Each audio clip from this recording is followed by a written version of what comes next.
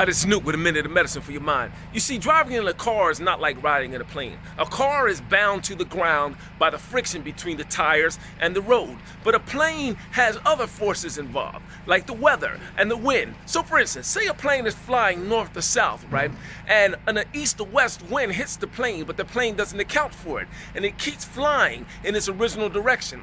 Then what's going to happen is it'll find itself farther and farther away from its final destination unless it accounts for that east to west wind. So what navigators do is they use vectors. They take a vector, which is something that measures the speed or force of a thing and the direction that that speed or force is pointing, and they'll make a vector that counteracts that east to west wind, and they'll put it head to tail to the original vector, and the plane will fly the resultant vector to make it to their final destination.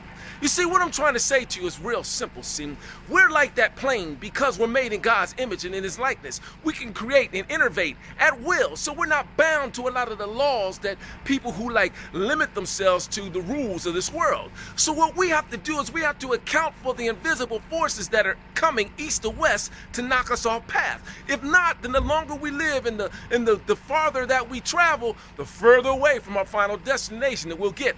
That's why you hear us old folks say, man, if I could only turn time back. You see, what we have to do is we have to realize that our destination begins from the beginning of our journey, where we account for the things that could take us off path.